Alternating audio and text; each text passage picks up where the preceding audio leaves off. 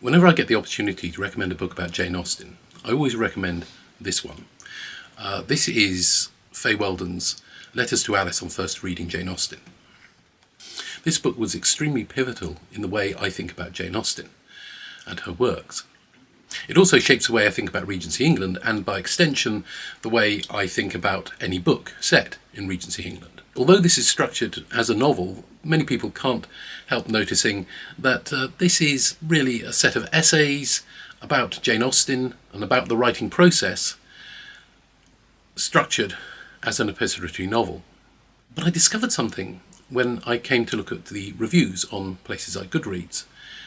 Although there are 4 and 5 stars and it is fairly well received by most people, there are 1 or 2 1-star reviews. One of the most common complaints about this book in the 1-star reviews is that this is a set book. That is completely understandable, of course. One of the best ways to put people off a book is to force them to read it in school. But additional criticisms of this book appear to be a certain idea that who the hell is Fay Weldon? And why is she pontificating about Jane Austen? Fay Weldon was born in 1931 and died in 2023. She was a novelist who wrote over 50 novels. She started her career in advertising, and there was just always the rumour that she was in some way responsible for the Egg Marketing Board's slogan, "Go to work on an egg," although she always denied this. By the time she wrote this book in 1984, she was a decade and a half into her writing career. Her style is feminist, blackly comic, and satirical, sometimes verging into cynicism. She's occasionally accused of being anti-men, but her defence was always that she's just somebody who was prepared to point out the foibles of men very clearly. So her career probably entitles Fay Weldon to write whatever she likes about the writing process. But why Jane Austen? What was so special about her relationship with Jane Austen? The answer is this. In 1980, she adapted Pride and Prejudice for the BBC. And for the next 15 years, this was almost certainly the best Pride and Prejudice adaptation ever, and quite possibly the best Jane Austen adaptation. Of course, that all changes in 1995 when this serial suffers a double blow. First, there is a film of Persuasion, made by the BBC, starring Amanda Root and Kieran Hines. And then there is the 1995 adaptation of Pride and Prejudice, which frankly blows this one out of the water. So successful was the 1995 version that the BBC have almost entirely forgotten about the 1980 version. The erasure of history of this adaptation sometimes feels almost Stalinist. The BBC really do not want to acknowledge it anymore, as if it is something nasty that's become attached to their shoe. But one thing people tend to say when they review lots of adaptations of Pride and Prejudice is that the 1980 version by Fay Weldon is probably the most book accurate. Of course, that might not be a positive thing if you like a damp Darcy. After all, in 2005 we get a moist McFadgen, and in 1995 we get a flooded Firth. But unfortunately, in 1980 we don't get a rinsed Rintoul. The 1980 adaptation, compared with the later versions, is often seen as quite stagey, and some of the ways that people speak sometimes sounds as if they're declaiming things in a theatre. But sometimes this staginess and clunky dialogue can be down to the fact that Fay Weldon uses Jane Austen's own words. While I acknowledge its faults, I have to say I'm very, very fond of this version of Pride and Prejudice. It is, after all, the one that made me fall in love with the book. And for me, it contains many characters who could just have walked straight out of the book. Particularly Mr. Collins, who I think is absolutely perfect in this version. I would say that Elizabeth Garvey's Lizzie Bennet is better than Jennifer Ely's and comparable with Keira Knightley's.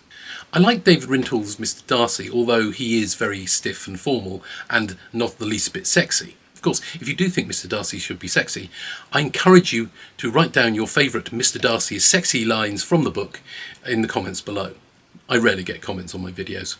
I do have a lot of time for David Rintoul. And if you were paying attention when you were watching Game of Thrones a few years ago, you may have seen him as Mad King Ares, which is a quite interesting way of doing the meme, this is how it started, and this is how it ended. In vain have I struggled, it will not do, my feelings will not be repressed. Burn them all! Burn them all!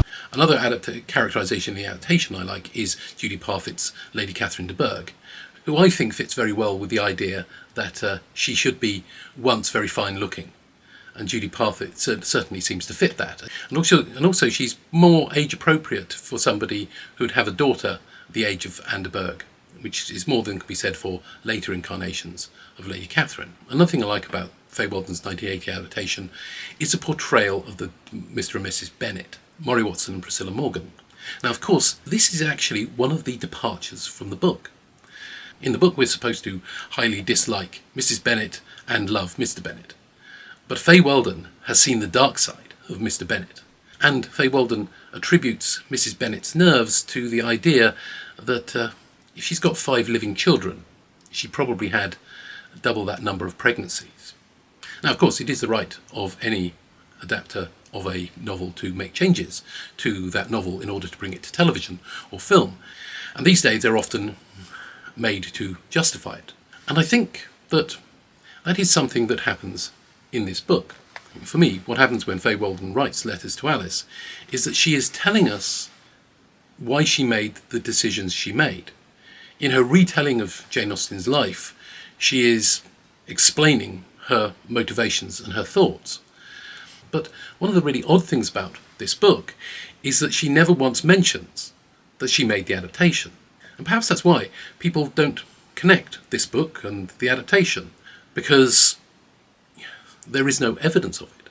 And perhaps that's why people wonder why Fay Weldon has chosen to retell Jane Austen's life in this book. I can't help feeling that in the early 1980s, some years after Fay Weldon's serial of Pride and Prejudice had gone out, Fay Weldon found herself looking over the copious notes that she made for that adaptation and feeling that maybe she could, in some way, justify her decisions and explain her motivations and the reasons for why she looks at certain characters in certain ways and made certain decisions.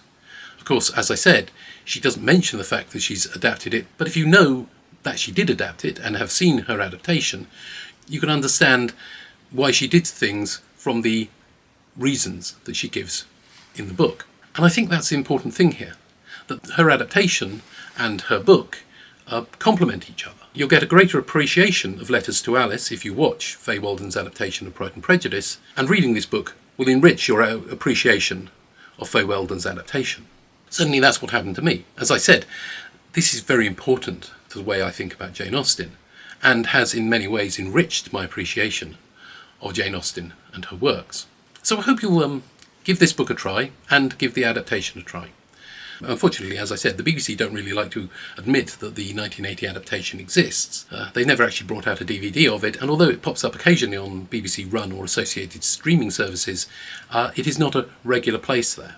I would say that if you want Fay Weldon's adaptation of Pride and Prejudice to be seen more widely, then perhaps what you need to do is encourage people other than the BBC to start carrying it. While the BBC like to pretend it doesn't exist, they would be perfectly willing to allow other people to use it. So I hope this has led you down the path of some good reading and good watching. Goodbye.